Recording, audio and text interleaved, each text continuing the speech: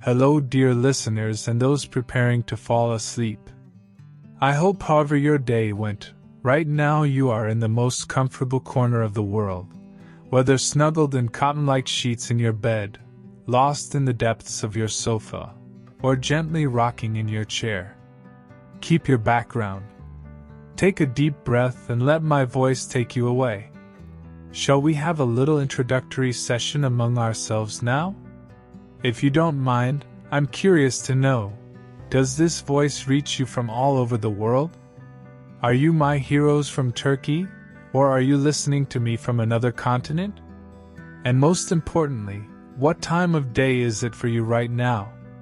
Perhaps while I am experiencing the silence of the night here, the sun is just setting for you, or maybe morning is breaking. Let us know in the comments so we understand in this quiet night that we are not alone. If you are still among us, what are you waiting for? To join this joyful dreamland, click the subscribe button. If you haven't already, click that subscribe button now. Also, turn on the bell so you are instantly notified of our new stories. Today, I will take you back to the era of knights, castles, and ladies, that is, to the Middle Ages. But this time, we will not talk about wars, kingdoms, or history up to the present. We will focus on a more humane, more personal topic. Let's ask, have you ever wondered how people started falling in love back then?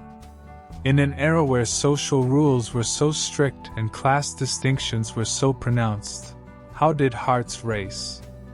We will pursue these questions and now begin our topic. How did people flirt in the Middle Ages? When we say Middle Ages, we immediately think of wars, plague ships, knights, and castles, right? But people in that era also fell in love, had crushes, and flirted, just like us. So how did modern flirting rituals like swiping right, swiping left, or coffee date offers find their counterparts in the Middle Ages? Honestly, it was probably much more complex and sometimes a bit strange. Because in the Middle Ages, the definition of love and the path to marriage were quite different from today. The concepts of romantic love, engagement, and marriage were so intertwined, needed with such different expectations, that it might be surprising for most of us. First of all, what we call romantic love had a slightly different place in the Middle Ages than we understand it today.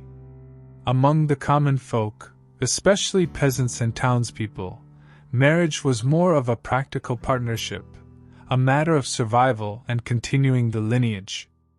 Emotional bonds were naturally important, but topics like who would plow the field, who would repair the roof, how many cows would be given as dowry were often more decisive than the union of hearts.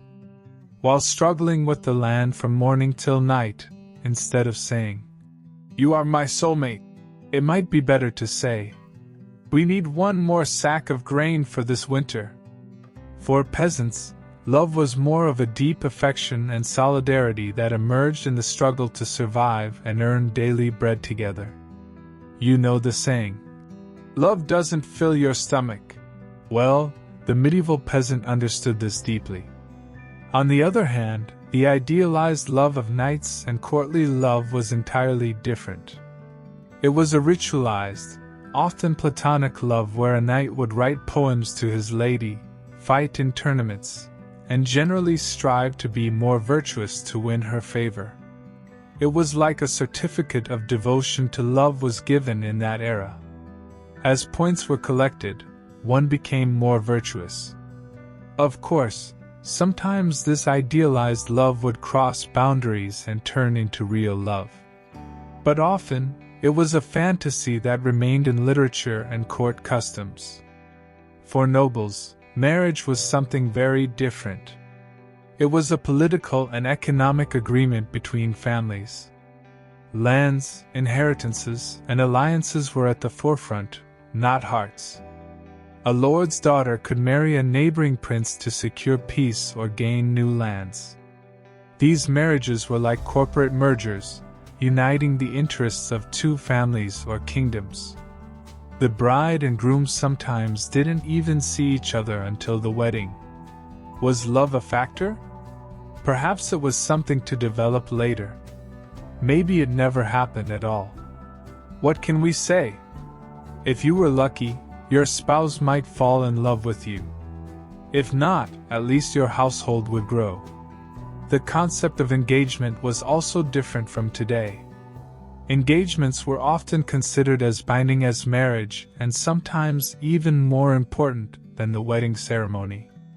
Because it was a contract. Breaking off an engagement with the person you were betrothed to could lead to great social disgrace and even legal consequences. Engagement united not just two individuals but two families. For peasants, engagement was usually sealed with a promise of help in the fields or village work, while for nobles, it was a formal process where marriage agreements were drawn up in writing, and dowries and settlements were determined. In the Middle Ages, there was no open playing field like flirting. It was more of a strategic game hidden within the strict social class structure. Your position in the societal pyramid determined whom you could love, how you could court, and even whom you could marry. So, there was no, our eyes met, our paths crossed, kind of thing. It was more like questions of whether our statuses matched or our lands bordered each other.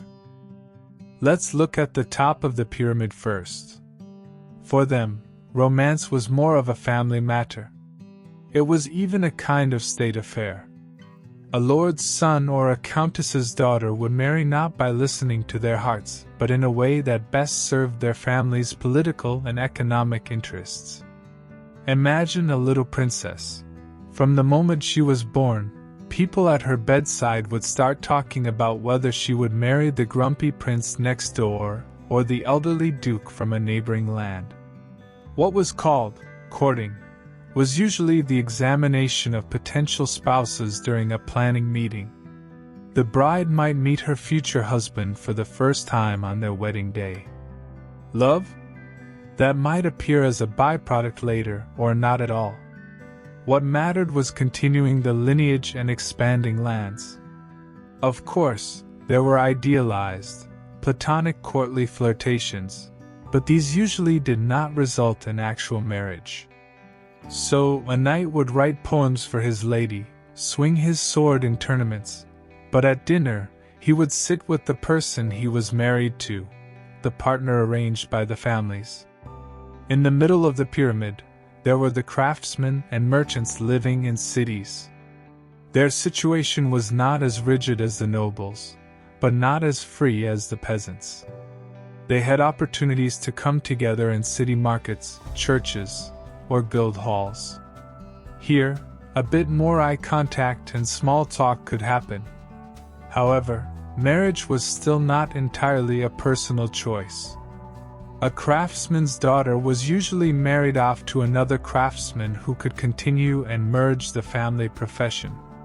Dowry was important. So was the business and reputation. So, while a girl might think, "Does the neighbor's son like me?" her family was probably researching how the boy's shop was doing. Although city life offered a bit more freedom than the village, economic security and continuity always came before romance. At the bottom of the pyramid for peasants, flirting was perhaps the most practical and direct.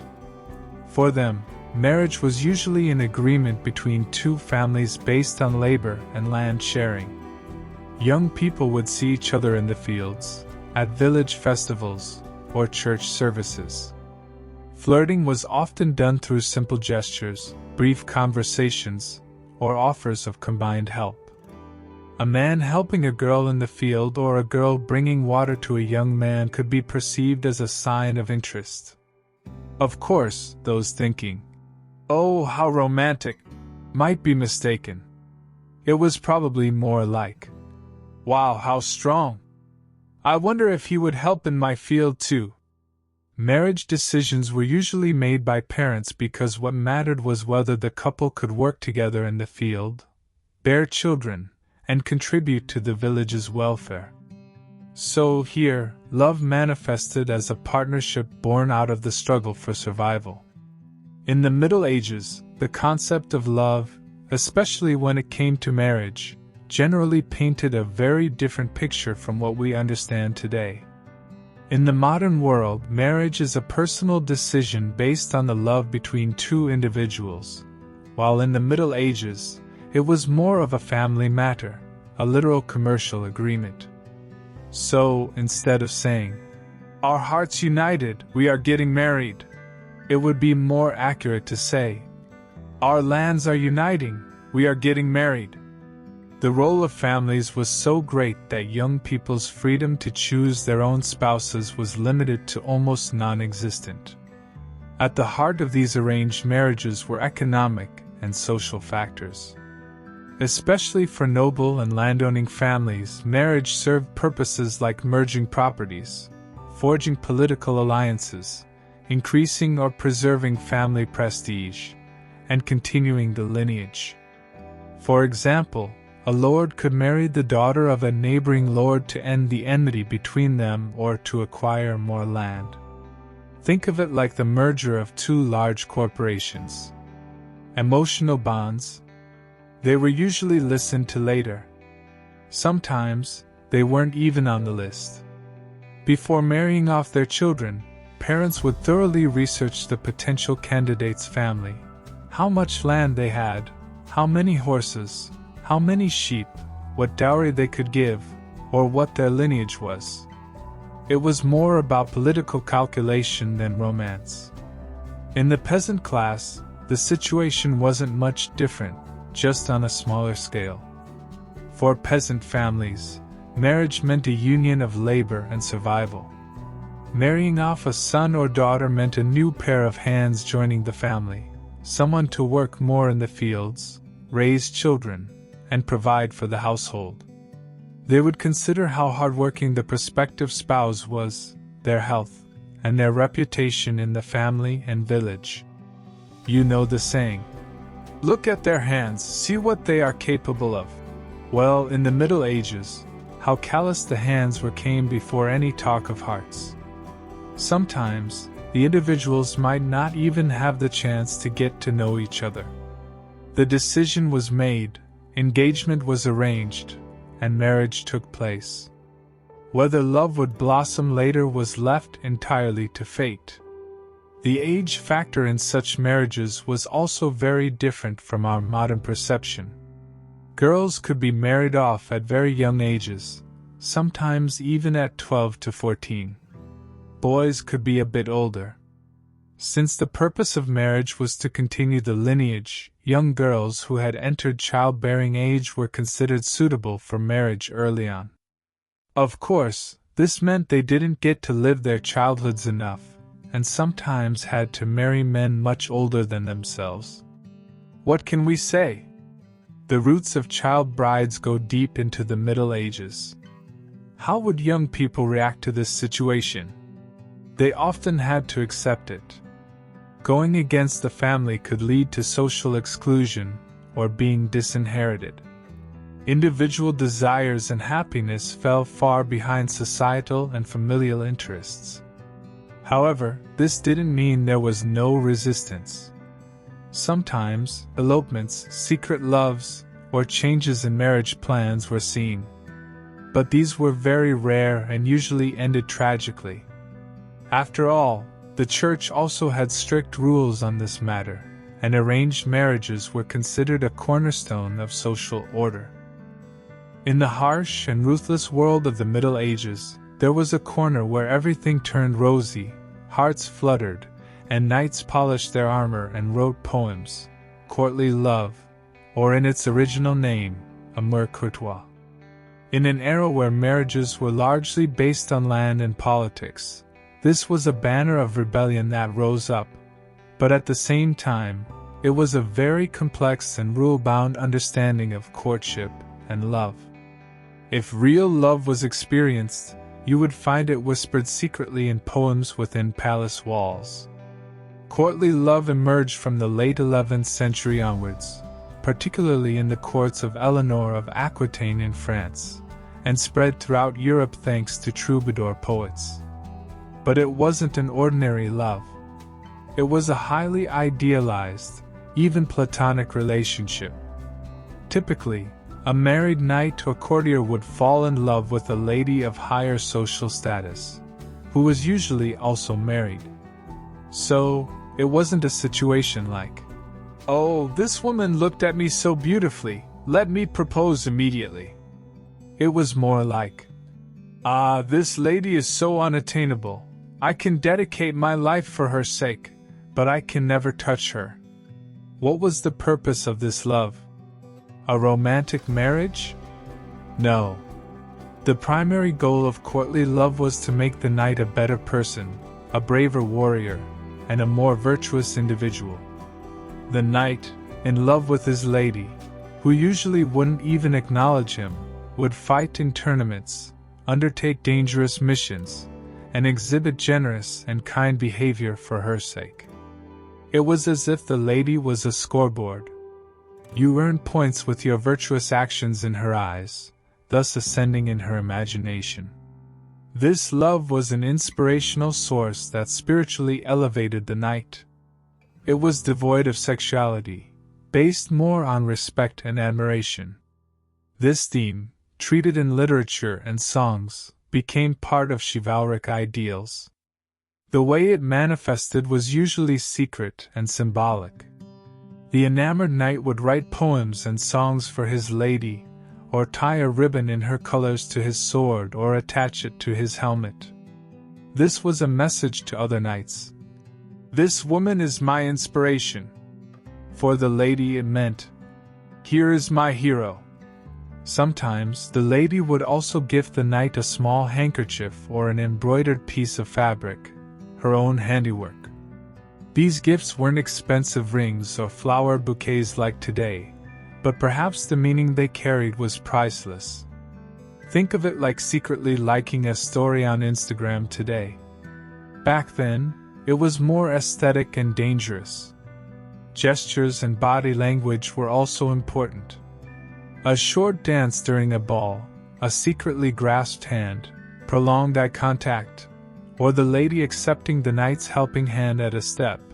These might seem like ordinary movements, but between lovers, they held deep meanings.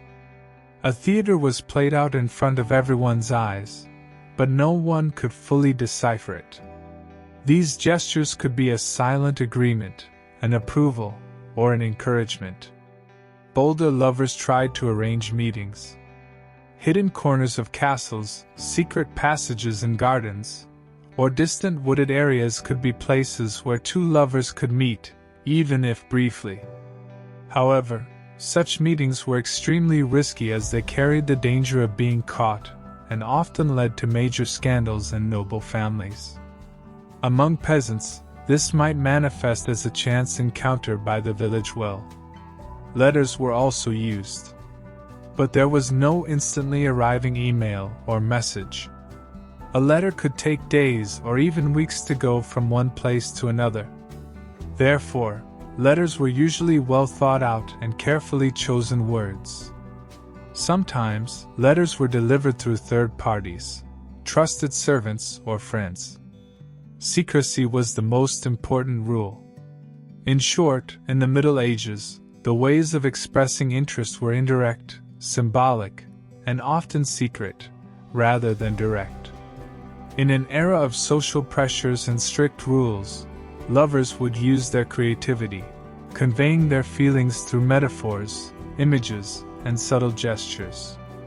Unlike today's swiping apps, finding and expressing love back then was like going on a treasure hunt. It required patience, intelligence, and a bit of courage. Life in the Middle Ages was under the shadow of the Church. We wouldn't be exaggerating much to say. Unlike today's secular societal structure, the Church was not only a spiritual leader but also the assembler of social morals, rules, and even courtship behaviors. Topics like love, marriage, and sexuality were shaped within the strict dogmas and frameworks of the Church. So, It wasn't enough to say, "I will marry this person." First, you had to get the holy approval of the church, and then comply with a series of rules. Romantic relationships had to pass the approval of the priest. According to the church's basic teachings, marriage was sacred and aimed at procreation. This meant marriage was not just between two individuals but also an important institution for God's command and the continuation of social order. Therefore, what we call flirting was seen as a path leading to marriage, and this path was expected to progress within certain moral rules.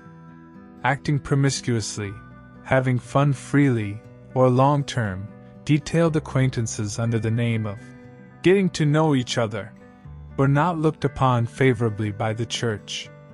These would fall into the sin category.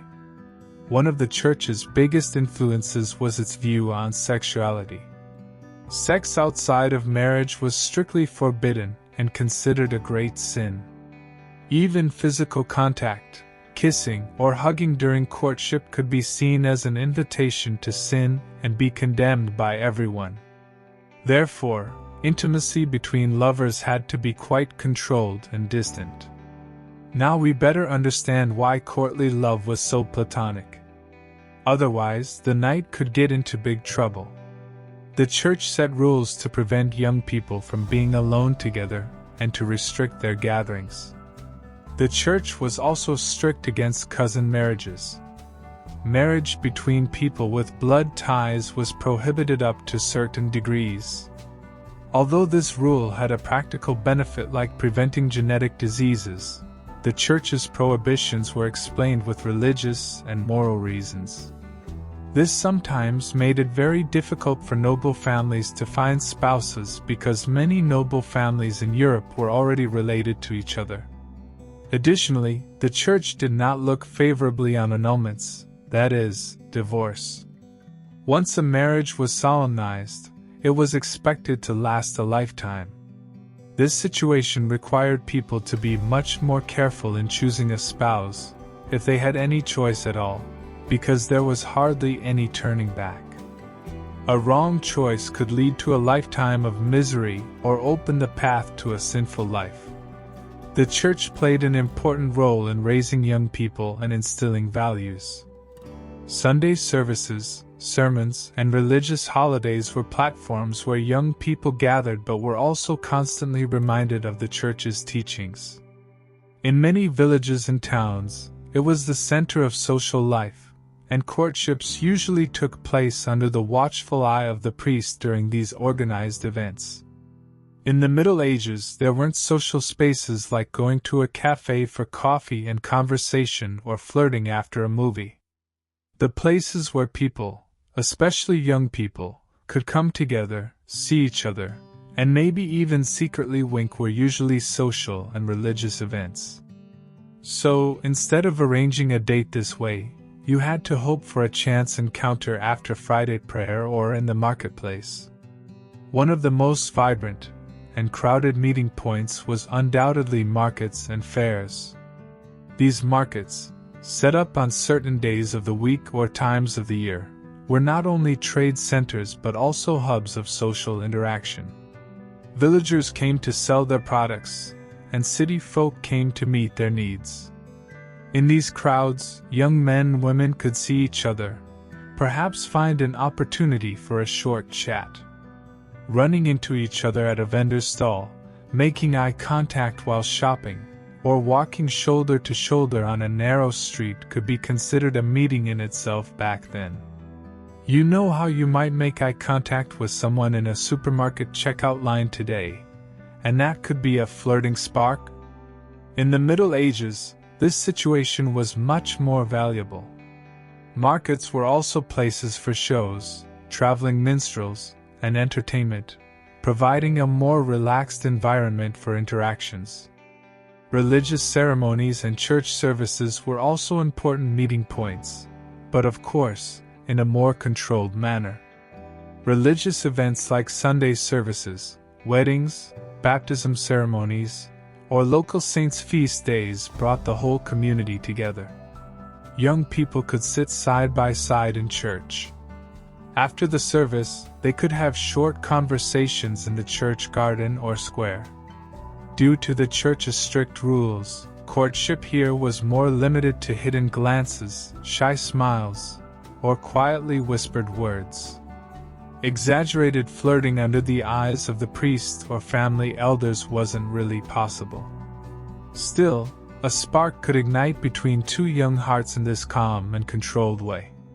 Seasonal entertainments like village gatherings, harvest celebrations, and local festivals perhaps offered the freest courtship environment. At these festivals, there would be music, dance, and games. With the effect of alcohol, though not hard liquor like today, but more like beer or wine, people would relax a bit, and socializing would become easier. Young people could get closer to each other while dancing, interact while competing in games. These events were rare opportunities to observe a young person's energy, humor, or physical strength. Maybe a simple compliment made during a dance could be considered one of the greatest flirting successes of the Middle Ages. Among nobles, the situation was a bit different. Their socialization areas were court ceremonies, balls, tournaments, and hunting parties. These events offered opportunities to meet with potential spouse candidates and their families and observe them. However, these meetings were usually broad and official, and flirting was limited to the secret codes of courtly love or subtle compliments. It was normal for ladies and gentlemen to chat or dance freely in public. But these social interactions were usually part of social etiquette rather than a courtship leading to marriage. In the Middle Ages, when your heart was locked onto someone far away, you didn't have the luxury of a video call to see their face or instant communication via a WhatsApp message like today. Especially if that person was in another town, another lord's domain, or away at war. In that case, one of the most romantic yet laborious communication systems came into play: letters and poems. These were love bridges that overcame distances and poured unspoken words onto paper. Of course, provided that your messenger didn't get waylaid by bandits or stuck on muddy roads. Letters were especially common among the noble classes. When a lord or lady wanted to express their feelings to a prospective spouse or a distant love, it was usually through a letter. But these letters weren't ordinary correspondences starting with, "How are you? I'm fine." Each one was a carefully crafted text with emotional depth, sometimes even containing coded expressions. Particularly in the courtly love tradition, these letters and poems were a way for lovers to express their devotion and idealized feelings to each other. Letters were usually written on parchment, sealed, and sent via a trusted messenger or servant. These messengers had to protect confidentiality and survive the journey. So, news of love was like a spy mission. Poems were a more common means of expression than letters and weren't exclusive to nobles. Even in villages, lovers would take inspiration from folk bards or troubadours to express their feelings. These poems contained verses praising the beloved's beauty, describing the pain or joy of love. Sometimes, a young man would whisper these poems with a melody he composed himself under his beloved's window. Imagine a medieval serenade, perhaps with a lute sound instead of a guitar. These poems also contained hidden messages. They included wordplays with subtle implications that only the lovers would understand. One reason why letters and poems became so important was that literacy wasn't widespread in that era. Especially in the peasant class, the number of people who could read and write was quite low. So, when a lover wrote a letter, they usually dictated it to a church official, a scribe, or a literate friend. It would be read the same way. Although this somewhat compromised the privacy of love, it was the only way to get the message through. Perhaps the lover became even bolder as their words were put to paper by someone else. Maybe the scribe would also be moved while writing these passionate lines. In short, in the silent nights of the Middle Ages, words traveling on horseback or carried by a messenger's hand were the most valuable treasures of hearts. Now, maybe these words have started to make your eyelids heavy. Let the images of knights writing letters by candlelight, ladies hiding poems in their sleeves, and village youths singing songs by the well carry you to dreamland. Drift off with the thought that in every era, hearts have found a way to express themselves. This long-distance communication also required great patience. The back and forth of a letter could take weeks, even months. This meant lovers had to live with the longing and uncertainty for a long time. When a reply finally arrived, the joy would be far greater than the modern message scene, instant gratification. Letters were also kept as mementos, sometimes carried for a lifetime. In the medieval courtship scene, the roles and room for maneuver available to women were, unfortunately, quite limited compared to men. The patriarchal structure of society and the strict rules of the church practically confined women's lives to the walls of a castle. As a woman, instead of being able to boldly walk up to a knight, you had to hope that knight would cleverly find a way to reach you. For women, courtship was often a state of passive waiting and the method of giving subtle signals. First of all, while women's social status varied according to their class, life in general was home and family focused. Noble women lived busy lives in castles, peasant women in the fields and with household chores. Their education was usually limited to housework, childcare, and religious knowledge. This also limited their interaction with the outside world and their opportunities for spontaneous flirting. It wasn't very possible for a woman to simply go out and socialize whenever she wished. Her movements were under the watchful eye of society. For a woman to take the initiative in the courtship process was quite rare and often frowned upon. A woman approaching a man directly or making her interest overtly known was considered contrary to social norms and could damage her reputation. In that era, a virtuous woman was seen as shy, modest, and someone who waited to be approached. So instead of saying to a man, "Would you buy me a drink?" you had to cast a glance at the drinks table and think to yourself, "I hope he understands." This situation turned flirting into a game where women had to assume a mostly passive role. However, this passive role didn't make them completely ineffective. Women resorted to subtle and indirect ways to show their interest and approval. A smile directed at a man, making eye contact, or leaning slightly towards him at a social event, even these simple gestures could be perceived as a green light. In the courtly love tradition, ladies could respond to their knight's heroic deeds or poems with a small gesture of approval, for example, a discreet wave, or, accidentally, dropping a handkerchief. These were like secret codes, signals that only the lovers would understand, unnoticed by outsiders. Clothing and appearance were important tools for women in the courtship scene. Women wore clothes appropriate to the era's fashion sense, styled their hair, and sometimes used light makeup to look attractive. However, this attractiveness was based on a delicate and modest understanding of beauty rather than being seductive. Excessive adornment or provocative clothing was frowned upon by the church, so the boundaries for women were quite clear. The dowry was a woman's most important asset in the marriage market. The dowry a woman's family could give directly influenced her marriage prospects. A high dowry usually meant a better potential husband and a better marriage. Therefore, in a woman's eligibility for marriage, her family's economic situation played as big a role as her personal attractiveness. For a man in the Middle Ages, flirting wasn't as simple as sending a message or offering to get coffee like it is now. It was more like a game of strategy and a bit of a test of courage. In this era where women played a more passive role, the initiative usually lay with the man. So, what methods did medieval men use to attract a woman's attention, impress her, and finally advance on that difficult road to marriage?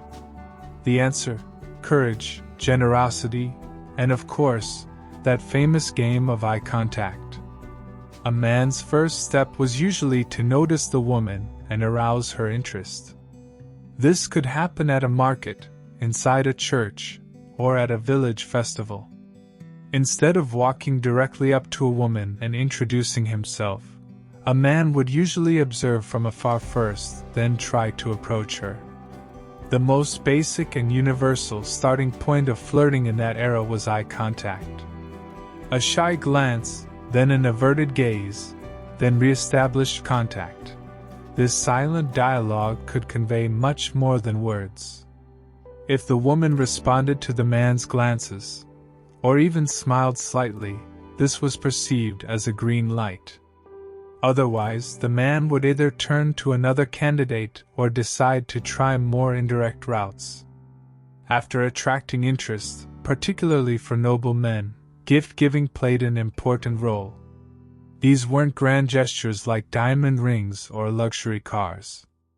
They were more like small but thoughtful gifts with symbolic meaning. A handmade piece of jewelry, a fine handkerchief, an embroidered pouch, or a piece of rare fabric offered to a lady would show the man's generosity and attention. Knights in love could tie a ribbon in their ladies' colors to their swords for tournaments, or present the skin of an animal they hunted to showcase their strength and skill. Peasant men could offer simpler yet meaningful tokens, for example, a fruit they grew themselves, a special flower gathered from the forest, or a carved wooden object. What mattered wasn't the material value of the gift, but that it showed the giver's thoughtfulness and made the recipient feel special. Courage and the spirit of chivalry were major assets while courting. A noble knight in love would win victories in tournaments, show heroism in battles, or undertake dangerous missions to be worthy of his lady's esteem. But it wasn't just for show. It was also a demonstration of masculinity and worth. Think of the knights in movies who slay dragons to rescue the princess, that kind of vibe. Peasant men showed their courage in different ways, perhaps by defending their honor in a village brawl, taking on the heaviest work in the field, or protecting their family from wild animals. Verbal communication was usually indirect and carried out through compliments. Instead of a direct declaration of love, men would utter words praising the woman's beauty, intelligence, or virtues. Poems, serenades, and compliments were among the most common ways of expressing feelings. Such conversations often took place within earshot of others, so the man's intentions were clear and the woman's reaction could be observed. Of course, not every compliment was welcome. Sometimes it would be met with a smile, other times with a sharp rebuff like, "Don't look at me like that." In the Middle Ages, no matter how poetic love was, marriage was most often a material agreement with its feet firmly on the ground. You know the saying, "Love doesn't fill your stomach." Well, in the Middle Ages, this saying carried a lot of weight. So much so that the merging of lands, properties, and goods was the most important item on the marriage agenda, more so than the union of hearts. Especially the dowry was practically a prerequisite for a woman's value in the marriage market. The dowry was the wealth given by the bride's family to the groom, or his family. But it wasn't just cash. It could be in various forms like land, animals, jewelry, clothing, household items, or valuable fabrics. The amount and content of the dowry directly reflected the bride's social status and her family's economic power. A high dowry often increased the chance of finding a better husband, meaning from a wealthier and more established family. You know how we look at someone's car or house today? Back then, the more substantial the dowry, the better a candidate you were considered. The dowry not only guaranteed the marriage but also determined the bride's status and rights within it. Theoretically, the dowry functioned as an advance on the bride's inheritance and could provide security for the woman in case of her husband's death. But in practice, the dowry usually passed into the husband's ownership and increased his wealth. Therefore, if a husband mistreated his wife or abandoned her, it was often very difficult for the woman to get her dowry back. The groom's side also had a contribution to the marriage, called the dower or donatio propter nuptiis, gift on account of marriage. This was property, or an income share provided by the groom or his family to the bride, usually to ensure the widow's livelihood in case of the husband's death. However, this wasn't as widespread or standard a practice, and its amount depended on the individual's economic power. Dowries made class distinctions even more pronounced. Among noble families, dowries could reach enormous proportions. The future of a county or duchy could be shaped by the amount of the dowry. Political alliances were often strengthened with dowries worth fortunes. In the peasant class, dowries were more modest, perhaps a cow, a few sheep, a sack of seed, or a few pieces of homespun fabric. But even these modest dowries were vital for a peasant couple, as they formed the foundation of the newly established household. These material considerations made the role of families in the marriage process extremely important. Families would meticulously research not only the personal qualities but also the economic situation of potential spouse candidates.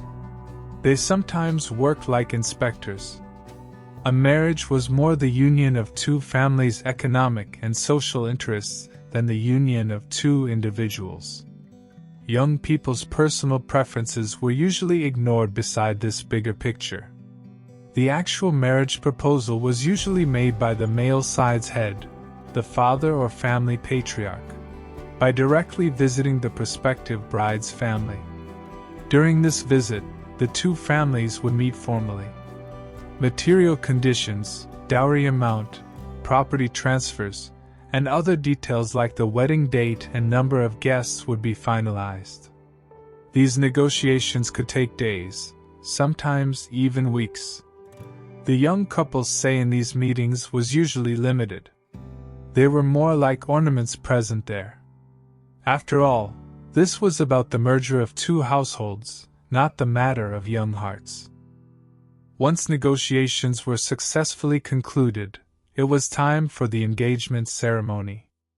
Engagement in the Middle Ages was a ritual considered as binding as marriage, and in some periods, seen as important as the wedding itself. This wasn't just a ring-giving ceremony. It was also where the couple was bound by vows, sometimes with written contracts. Engagement ceremonies were usually held in church in the presence of a priest. The young couple would exchange vows. Sometimes a ring or another symbolic object would be exchanged. This ring was usually a gift from the groom to the bride and symbolized the seriousness of the engagement. The engagement had the quality of a legal document, and breaking off an engagement after it was made could result in great social disgrace and even material and legal penalties. So saying, "We didn't get along with my fiancé, we're breaking up," wasn't that easy. The church did not look favorably on such cancellations. Engagement did not give the couple the right to sexual intercourse. That right was only gained after marriage. The engagement period was seen as an opportunity for the couple to get to know each other more closely, but this acquaintance usually happened in an extremely controlled manner under the supervision of family elders and society.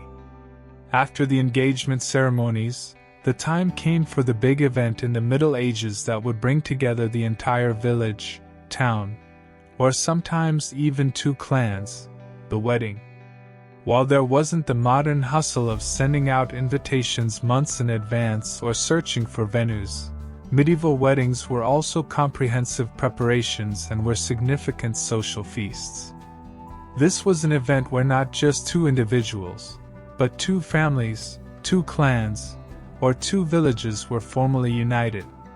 Preparations varied according to class.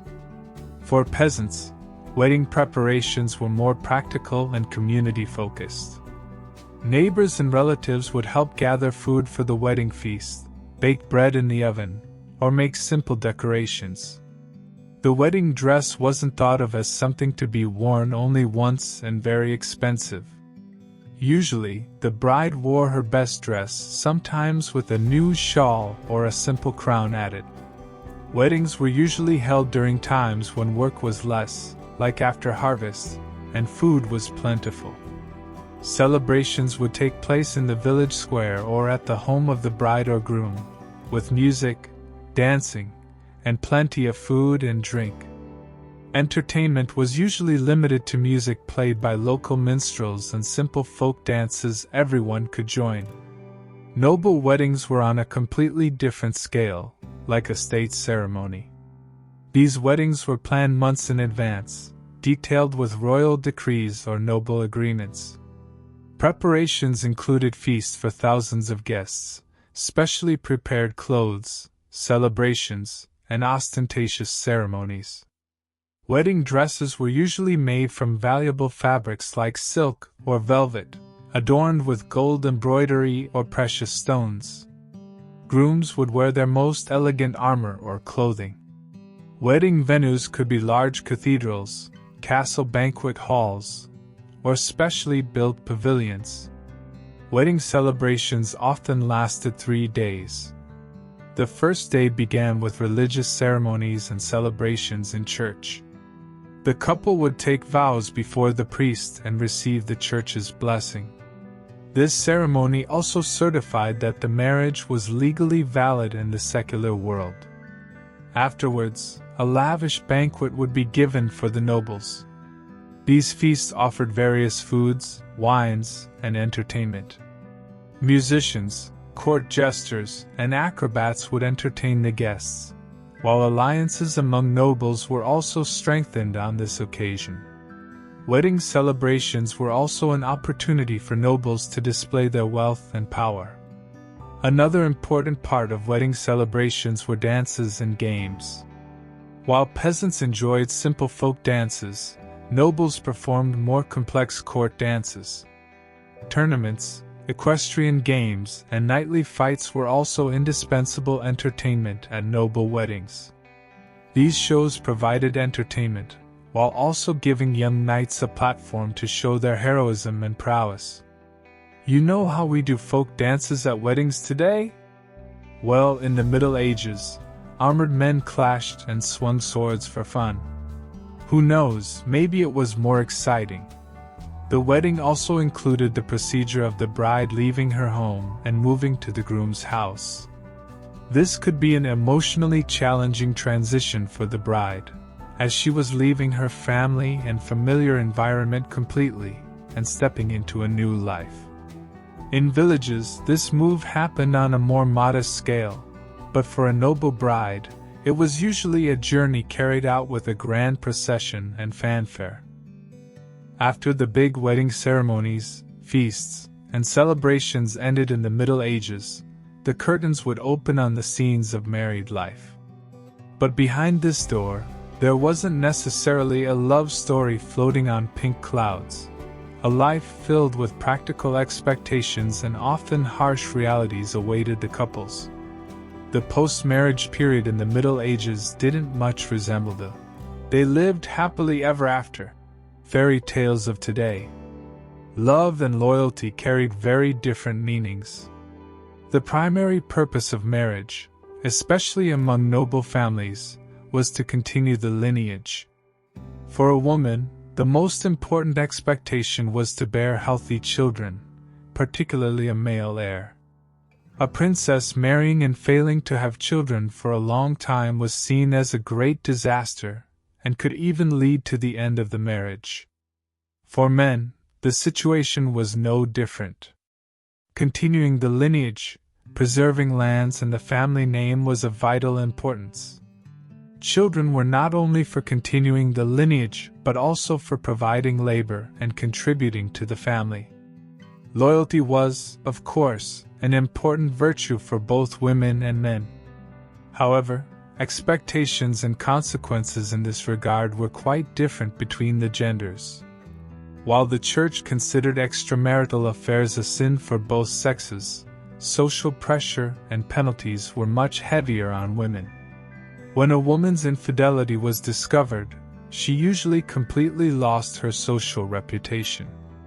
She could be divorced by her husband, ostracized by her family, and even legally punished. Penalties included being shamed in public, being tied to a pillory, flogging, fines, and in some cases, even the death penalty. If a woman bore an illegitimate child, that child would also be stigmatized in society and face social exclusion for life. The woman would have to spend the rest of her days either in a convent or at the lowest levels of society. It was as if the burden of all sin was loaded onto her shoulders alone. And love? Romantic love in marriages often evolved into companionship, respect, and shared burdens. For couples who married through arrangement, love could sometimes blossom over time, as they shared a home, raised children together, or worked the fields side by side. Sometimes it never blossomed. Especially in noble marriages, spouses might fulfill their duties to each other but remain emotionally distant. Idealized, platonic affairs like courtly love could be seen as an escape route to fill emotional voids within the marriage. However, these rarely turned into real marriages. Marriage was also an economic partnership. For both peasants and nobles, getting married meant merging the resources of two individuals or two families. A peasant couple worked together in the field. A noble lord and lady managed their estate and land revenues together. So, it was like running a family business. Everyone had specific roles and responsibilities. This partnership could foster mutual respect and solidarity. Religious beliefs deeply influenced the direction of married life. The Church constantly emphasized the sanctity of marriage, encouraging couples to be loyal and live according to God's commands.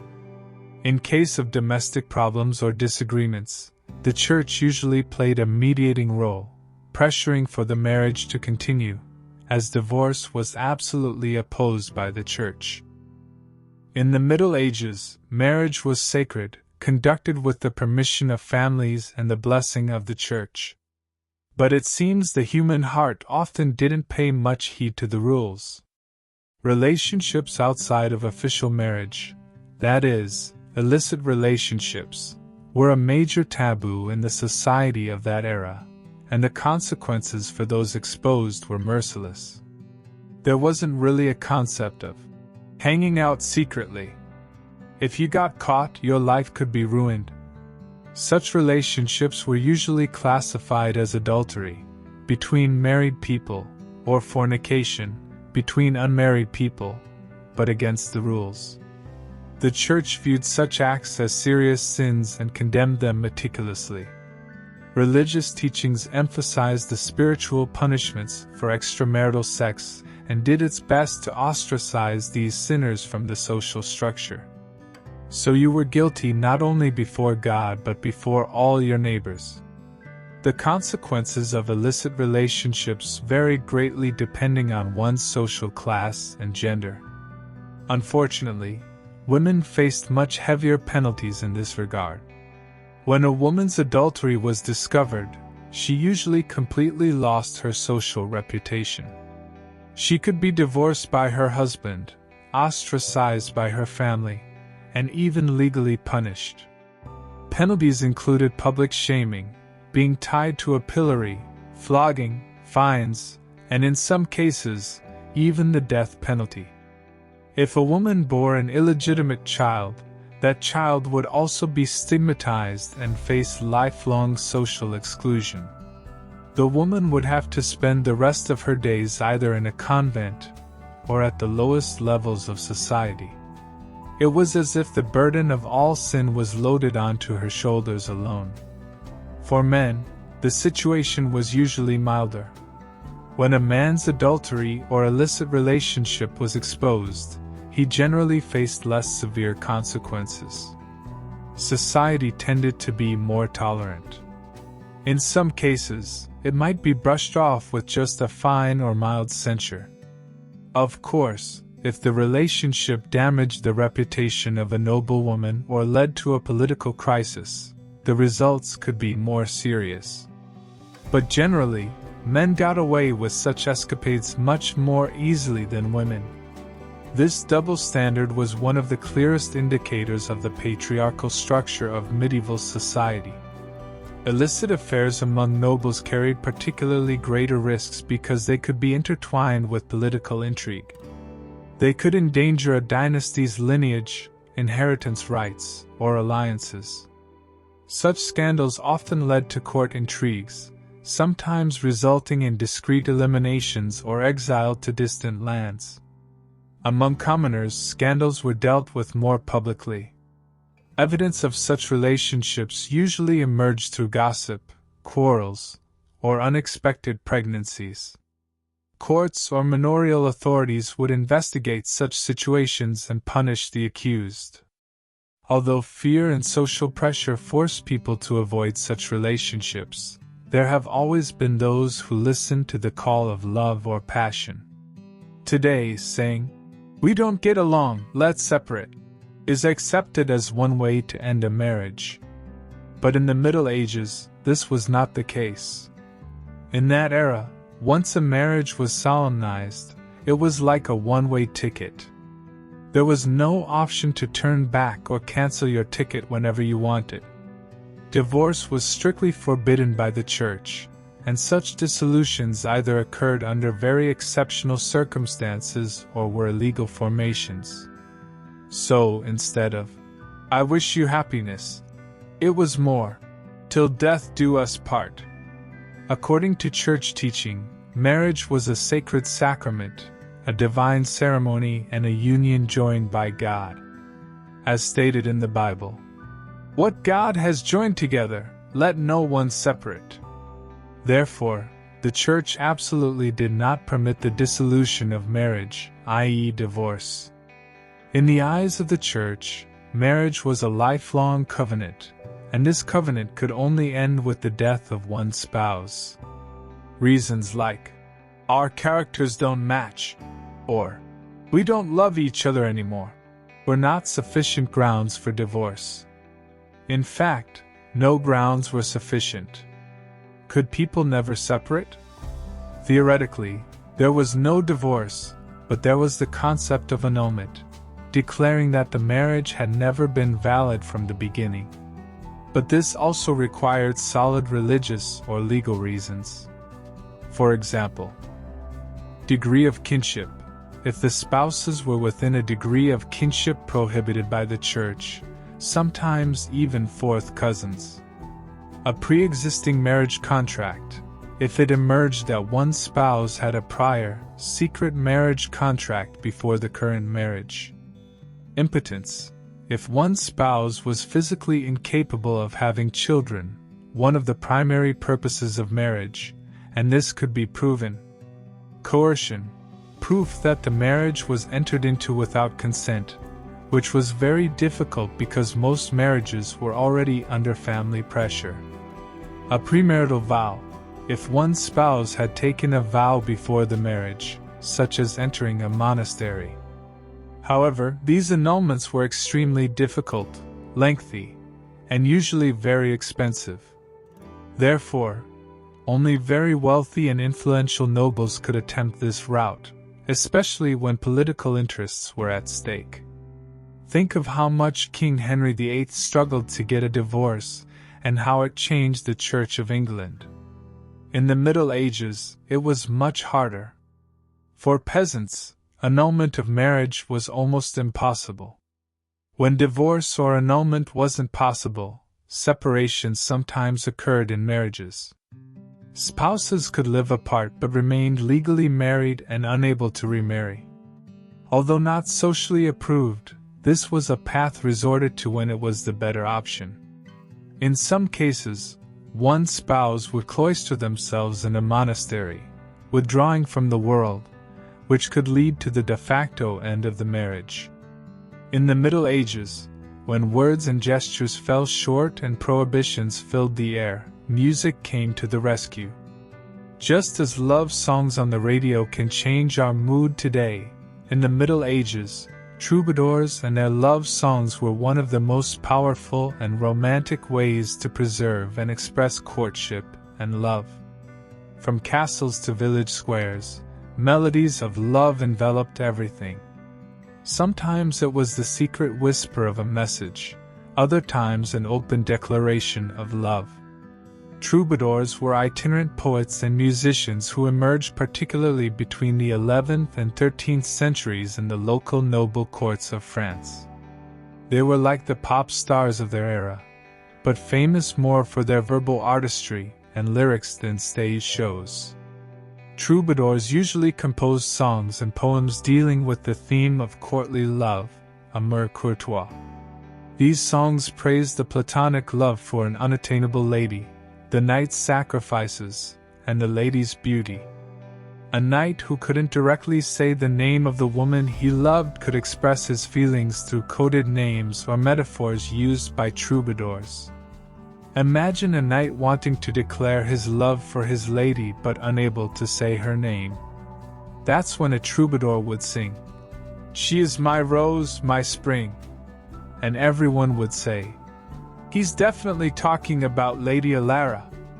These songs were played at court ceremonies, feasts, and private gatherings, providing both entertainment and serving as a bridge between secret lovers. Music wasn't limited to noble courts. In villages and towns, there were folk bards and traveling musicians. They performed folk tales, legends, and of course love songs with simpler instruments like lutes or flutes. These songs usually expressed feelings in a more direct and sincere way, telling of loves in the field, the pain of separation, or hopes of reunion. Music played at village festivals, markets, or inns set the stage for young people to dance and get closer. A young man might boldly perform a love song he composed himself to attract his beloved's attention. Music was also an important part of rituals and celebrations. Music was played at wedding ceremonies, religious holidays, or special gatherings. This allowed people to feel more relaxed and permitted social interaction. A melody, a glance, an outstretched hand, all together created an environment where the sparks of love could ignite more easily. Furthermore, music provided a safe space for expressing emotional needs. When direct verbal communication was risky or socially inappropriate, expressing feelings through music was a more acceptable path. A message hidden in the lyrics of a song wasn't perceived as a direct accusation when sung. It was accepted more as a literary expression. This allowed lovers to vent their emotional distress while reducing the risk of social punishment. Although medieval Europe seems like a period turning in its own enclosed world, intercontinental communication, especially thanks to the Crusades, led to the blending of different cultures. This fusion wasn't limited to trade or war techniques. It also deeply influenced Europe's understanding of courtship and love. So, when European knights went east, they might have brought back not only spices and new sword techniques, but also some knowledge on how to flirt more elegantly. The Crusades, a series of military expeditions starting in the 11th century aimed at retaking the Holy Land from Muslims, kept European men in the East for long years. They came into direct contact with Muslim, Byzantine, and other Eastern cultures. With this contact came new ideas, artistic understandings, and social customs. In Eastern cultures, particularly in the Islamic world, love and poetry had a different depth and form of expression than in Europe. While the sensual and worldly aspects of love were more openly treated in Eastern poetry, love in Europe, under the shadow of the Church, was usually more platonic and shrouded in fear of sin. When Crusaders became acquainted with the East's rich literature, music, and more open forms of courtship, this caused Europeans to reconsider their own understanding of love. Imagine a knight sitting with the son of a vizier in the East, both sharing their love poems, one poem describing the lady's eyes as like a spring from the garden of heaven, another saying, "Her beauty burns my soul, I melt with her touch." The difference was obvious. It is thought that the troubadour tradition was particularly strengthened by the Crusades. Some historians argue that the courtly love theme, which nourished the troubadours, was influenced by the Arabic poetry and music tradition that Crusaders encountered in Andalusia and the Holy Lands. The East's rich love poetry tradition was carried west, encouraging European poets and lovers to experiment with new forms of expression. Knights brought back the elegance, subtlety, and emotional depth they saw in the East to Europe, refining their own courtship styles. But this influence wasn't limited to poetry or music. The more cosmopolitan social interactions of the East also led to some changes in the behavior of European women who accompanied the Crusaders. European warriors might have been influenced by the different roles of women they saw in the East, their places in social life, and even their clothing styles. When they returned to Europe, this may have prepared the ground for new understandings that challenged their own social norms. Still, it would be difficult to say that these influences created a full-fledged revolution. The Church's strict rules and social norms, especially the pressure on women, were not easily overcome. However, the Crusades opened a new window for Europe, providing an opportunity to see different cultures' understandings of love and courtship. In the long run, it planted a small but significant seed in the evolution of Western concepts of love and marriage. And thus, we have come to the end of our journey of love through the dusty pages of the Middle Ages.